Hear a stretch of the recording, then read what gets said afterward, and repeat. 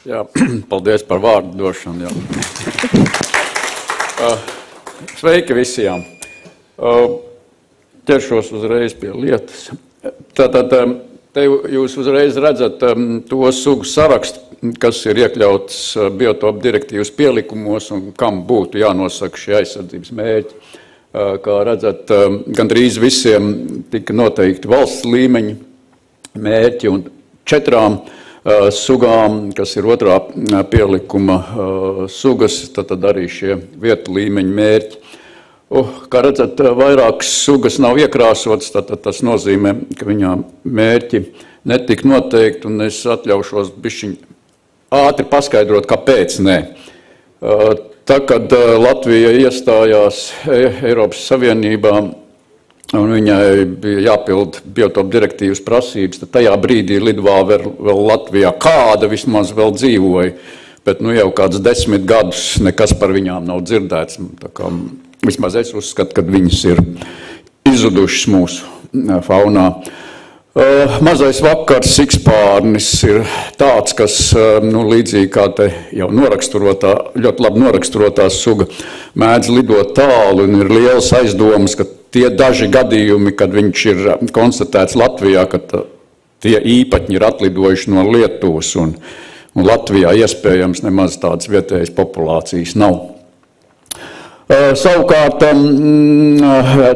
nākamais pundurs sikspārns, tas stāsts samērā garš būtu, īsos vārdos ir tā, ka ir 2 dvīņu sugas, kuras līdz šim tika, tā teikt, praktiskajā dzīvē atšķirts ar ultraskaņas detektoru palīdzību, bet dažus gadus atpakaļ kāds pētījums parādīja, ka nē, tā viņas īsti gluži atšķirt nevar, un tāpēc ir lielas aizdomas, ka tas pundurs sikspārns varbūt pie mums Latvijā nemaz nav. Jā, šakāls ir jaunienācējs Latvijas faunā, un kā jau ar daudziem jaunienācējiem, tad tas ir tās sugas, tāds ienākšanas process vēl turpinās, un pateikt, cik tad daudz viņu kādreiz pēc gadiem 5, 10, 20, un kur viņš būs Latvijā, kur viņš dzīvos, cik daudz viņš būs, un cik daudz mums viņu vajadzētu aizsargāt, šobrīd nav iespējams pateikt to. Jā, cūkdelfīns, kaut arī viņš dzīvo pavisam citā vidē, arī ir no tām sugām, kas te Latvijas jūras ūdeņos iepeld, bet visticamāk te nevairojās un arī pastāvīgi neuzturās Latvijas jūras ūdeņos, tie tikai iepeld un atkal aizpeld. Tā, labi. Kā jau Otars savā prezentācijā to tā ievadīja, kad mans uzdevums ir sniegt arī nelielu tādu ieskatu par sugu grupu zīdītāji. Un tāds varbūt tās svarīgākās lietas ir tas, kad Otars tā teica, ka starp organismu grupām ir ļoti liela dažādība. Es gribētu teikt, ka manas, ja tā var teikt, grupas ietvaros arī ir ļoti liela dažādība. Diez vai kādā citā organismu grupā ir tik liela atšķirība kā starp lāci un kādu no sikspārņiem. Ne tikai izmēra ziņā, bet arī bioloģijas ziņā. Ja. Arī tas, ka vairums sugu nav saistīts ar kādu konkrētu biotopu veidu. Ja. Un ka vairums sugu ir, apdzīvo visu Latviju, tā kā ir tikai 4 sugas, kas atrodas uz areālu robežu un līdz ar to neaizpilda visu Latviju. Un tad es tā īpaši gribu uzsvērt, ka arī zvērus nevar saskaitīt. Un tas nav tādā nozīmē, ka zvēri ar kaut ko atšķirtos no citām grupām, bet vienkārši jums tā pieteikt, ka lūdzu nedomājiet, ka zvēri ir tie, ko var saskaitīt, un ka zvēru ekspertiem ir vieglāka dzīve. Nē. Jā, tas vēl varbūt tāds svarīgākais ir tas, ka, ja jūs skatāties slavenajā Ozolā, ja, jūs tur redzat kādu zvēru sugu daudz punktiņus, tas nenozīmē, ka tā ir ļoti objektīva informācija, jo punktiņš kartē par to konkrēto sugu, var teikt, vairumā gadījumā nepasaka neko, tikai to, ka viņš tajā vietā ir novērots. Kur viņš patiesībā dzīvo, pēc tā punktiņa nevar pateikt. Jā. Nu jā, un tad vēl ir ļoti raksturīgi tas, ka jā, individuālie dzīves iecirkņi ir bieži vien daudz lielāki par aizsargājumām dabas teritorijām, un līdz ar to tas, nosakot šos aizsardzības mērķus, nākas daudz piedomāt. Jā, un valsts līmeņa mērķi vairumā gadījumu tika noteikti izmantojot šo izvērtēšanu laika nogrieznī, un kā jau Otars to pieminēja, tad divām sugām, vilkam un lūsim, ir veikt šī ilgtspējas analīze, un to veids Ainārs Auniņš, izmantojot Silavas datus. Nedaudz par informācijas avotiem. Var teikt, ka diezgan laba situācija ir tādā ziņā, kad ir vairāki monitoringa veidi, ja, kas ir dod salīdzinoši labu informāciju par sugām. Otars jau pieminēja to, ka neviena cita organismu grupa nevar lepoties ar tik daudz novērotājiem, ar īpaņu skaitītājiem savā ziņā kā putni, bet arī dabas dati, ja jūs tur tā skatāties ne tikai par sev interesējošām grupām, bet arī par citām, tad vienu otru reizi tur parādās informācija par zvēriem. Vērtīgs informācijas avots ir dabas un suga aizsardzības plāni. Un, protams, tas viss nonāk ozolā, savukārt no ozola, ja balstoties uz ozolu, tiek sagatavot saucamie biotopu direktīvas ziņojumi, un jau pieminētās SDF formas, jeb Natūra 2000 teritoriju datubāzes. Kā redzat, es tā bišķiņ vairāk izcēlu šo biotopu direktīvas ziņojumu datubāzi, jo vismaz zvēru gadījumā šī datubāze ir tomēr stipri pilnīgāka salīdzinājumā ar šīm SDF formām, kur man nācās vairāk piedomāt un bieži vien pilnīgi no jauna datus atlasīt. Bija aicinājums no Otara puses stāstīt tikai par saucamajām tipiskajām sugām, kad tā pieeja mērķu noteikšanā bijusi organismu taksonomiskai grupai tā kā raksturīgākā.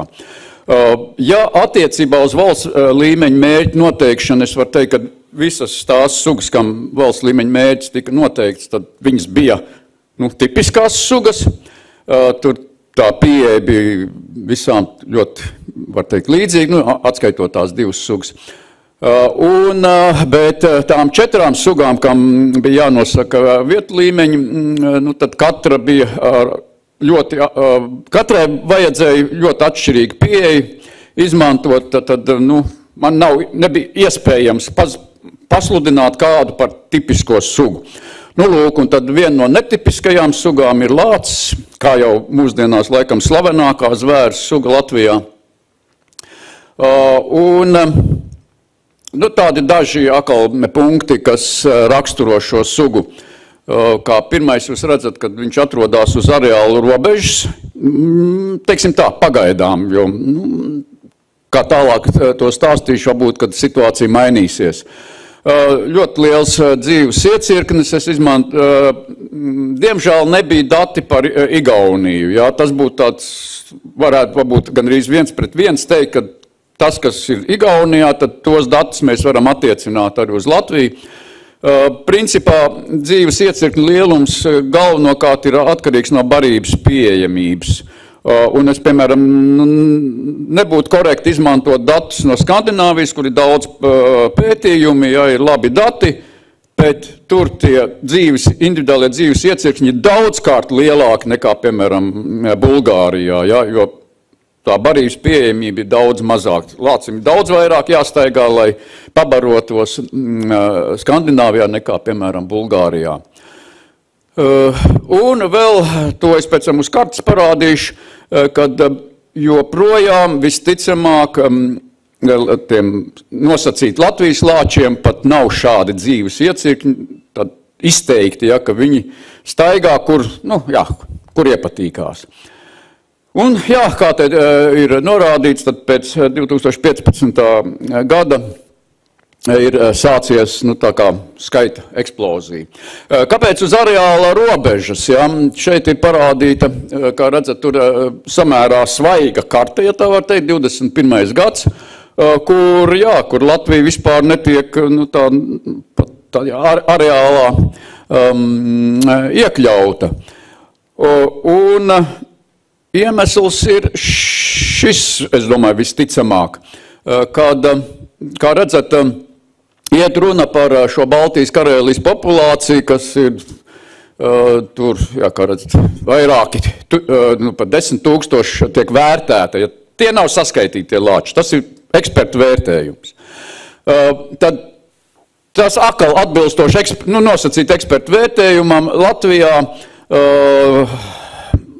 90. gados šajā gadsimtā katru gadu tika uzskaitīti 5, 10, 15 lāči. Daži lāči pret 10 000, tas nav nekas, jā, tāpēc es domāju, tā karte attiecībā uz to iepriekšējo periodu bija, var teikt, korekta.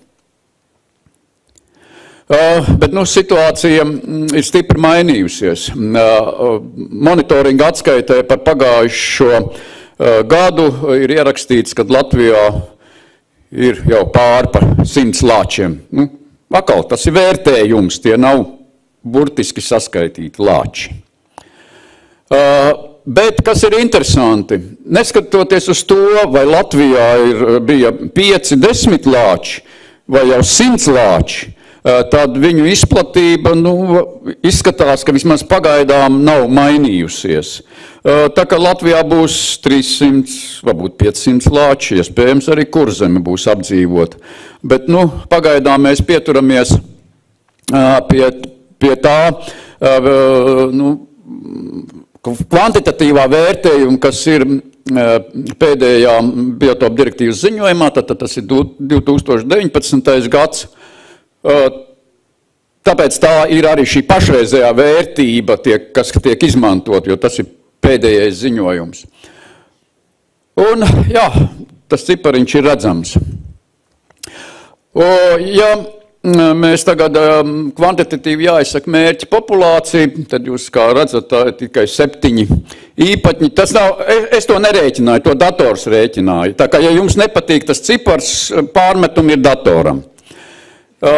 Bet ko es gribu teikt, kad šis ir tas gadījums, kad noteikti šī mērķa populācijas būs jāpārvērtē. Mans personiskais viedoklis ir, ka tas būtu jādara tad, kad lāču tas pieaugums, skaita pieaugums Latvijā jau kā teikt, mitēsies, kad viņi varbūt pa bišķiņam, varbūt vēl pa kādam ies vairumā, bet tad, kad tas straujais mitēsies un jau nostabilizēsies, tad ir vērts atgriezties pie šī jautājuma, jo 7 īpatņi nav populācija. Nedaudz par vietu līmeņa aizsardzības mērķu noteikšanu, un kā jau daudzām sugām un lācim ir īpaši, tad viņš klejo, un kā manas izvēlētajā kartē tur pa kreisi, iet runa par vienu un to pašu lāci. Vienu gadu viņš ir konstatēts vienā vietā, citu gadu citā vietā, 3. gadā atkal citā vietā. Es pieļauju, ka viņš tajos gados ir bijis vēl kaut kur citur, ka tas nav tā, ka viņš ir, 17. gadā ir tikai tur tajā vietā, kur tas punkts. Viņš iespējams pat ir bijis arī tajās vietās, kur ir 18. un 19. gads, bet vienkārši datu nav. Bet tas rāda to, ka viņa tas teorētiskais iecirknis ir tas dzeltenais aplis. Tad viņš nedzīvo vienā vietā, viņš klejo. Savukārt tas, kas ir labajā pusē attēls, kāda ir proporcija starp aizsargājamo dabas teritoriju un šo te teorētisko iecirkņu lielumu. Plus vēl pievērsiet uzmanību, ka visvairāk punktiņu ir ārpus aizsargājumās dabas teritorijas, nevis iekšpus. Ja. Tā kā ir pat grūti pateikt, cik bieži viņš iestaigā iekšā aizsargājumā dabas teritorijā. Līdz ar to, pēc tādām, galvenokārt mūsu abu ar Otaru diskusijām, mēs pienācām pie tāda, risinājumu, ka mēs nosakam pagaidām vietu mērķis 15 natūra teritorijām un tikai tādu vienu nosacītu īpatni, kurš šajās teritorijās šad un tad iebrien, ja tā var teikt. Principā, ja nebūtu bijis šī skaita pieaugums, tad visticamāk pret lāci būtu jāizturās tāpat kā pret cūkdelfīnu. Ja? Nebūtu pat šiem aizsardzības mērķi jānosaka. Nākamais, otrs gadījums, bija tik perfekta iepazīstināšana ar sugu, kad man nav ko piebilst. Tātad, bet vienkārši tā bišķiņa akcentējot, tad viņam ļoti izteiktas trīs dažādas, sauksim tā, dzīvotnes. Virs ezeriem barojās, dienas pavada ēkās, it īpaši jau pieminētajās baznīcās, un ziemu pavada, galvenokārt alās. Atkal, līdz ar to ir kaut arī zvēriņš mazs, dzīves iecirknis ir varbūt pat lielāks nekā lācim. Vairumā gadījumā, kā sugas aizsardzībai veidotas natūra teritorijas ir pasludināta teritorijas ar ezeriem. Tad tiek aizsargāta šīs sugas barošanās vietas. Un savukārt saskaitīt mēs vispār kaut ko, fiziski saskaitīt varam tikai tās sikspāņu mātītes, kas dzīvo baznīcās vai kādā citā ēkā, un tā, ka viņa lido ārā no ēkas, tad viņas fiziski var saskaitīt. Bet tās ir atkal tikai mātītes, jo te viņi ir nezināmām probūtnēm. Un uz šiem datiem sikspāņu eksperti, viens ir šeit klāt, es redzu, balsta savus vērtējumus par to, cik ir liela sugas populācija Latvijā. Savukārt, kas ar šo populāciju notiek tādā laika nogrieznī, kā vai viņi pieaug vai samazinās, tas tiek balstīts uz sikspāņu saskaitīšanu alās ziemošanas periodā. Kaut ko var saskaitīt, bet tā, ko saskait, ir ļoti niecīga daļa, jo šiem sikspārņiem ļoti patīk ielīst dziļās spraugās. Tā kā var saskaitīt, neviens nezina, 1/5 daļu, 1/10 daļu varbūt no tiem sikspārņiem, kas vispār tajā alā ir. Bet tas savukārt ir tāds konstantāks, pastāvīgāks rādītājs, ja, pēc kura var spriest, kas notiek ar populāciju laika nogrieznī. Kā tas izskatās uz kartes? Tā kā gan ziemošanas vietas pats ir samērā dažādās Latvijas vietās, tīpaši viņu tādi individuāli novērojumi ir pa visu Latviju.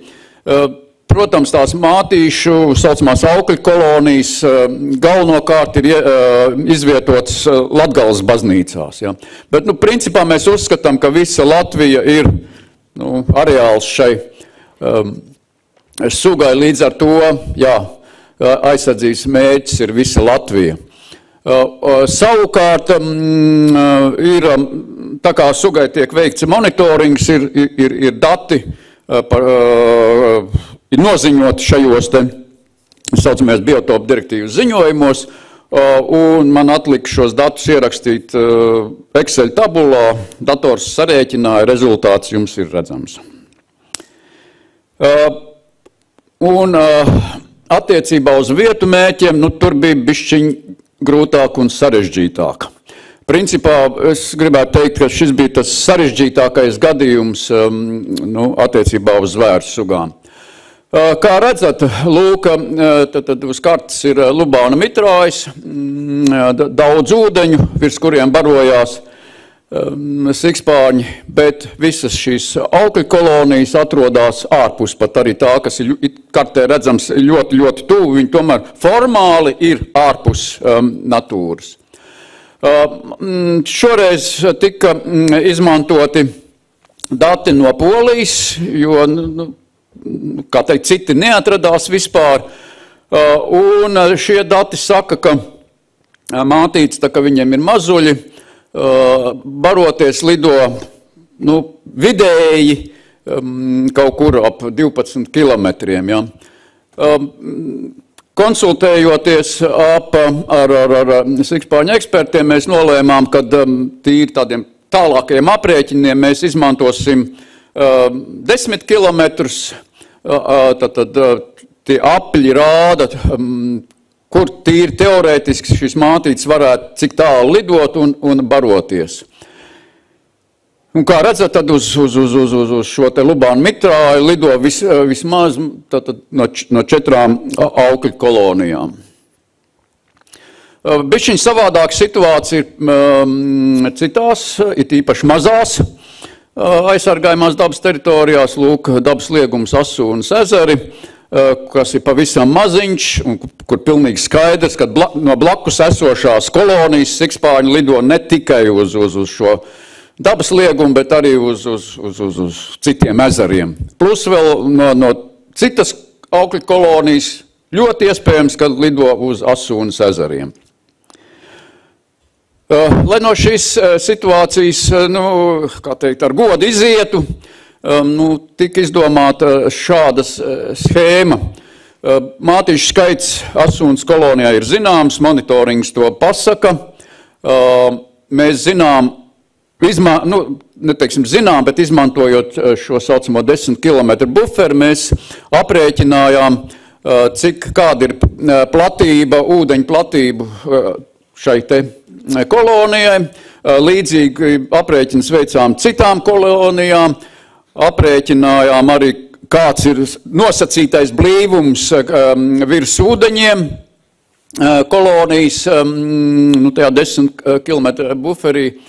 Un tad izmantojot šo blīvumu, tad no jums šeit labajā pusē ir visi tie dažādie, katras kolonijas izreikinātais blīvums. Tas 0,15 ir Otar pieminētais optimālais blīvums, ja, izvēlētais. Šo blīvumu izmantojot, mēs aprēķinājām, cik mātīšu tā tīri teorētiski varētu baroties virs Asūnas ezeriem. Un līdzīgi arī virs citu aizsargāmo teritoriju ūdens tilpēm. To vēl pareizinājām ar 2, jo tie tēviņi arī jau kaut kur turpat tuvumā dzīvojās, un, lūk, izrēķinātais cipars 11 īpatņi. Te tāds neliels piemērs no Rāznas Nacionālā parka, kas man tā iepriecināja, jo ar šiem aprēķiniem mēs nonācām pie samērā līdzīga cipara, tā ir viena no retajiem gadījumiem, kad SDF formā bija norādīts, kāds varētu būt populācijas līmenis Rāznas Nacionālā parkā. Tas tad arī, jā, paldies.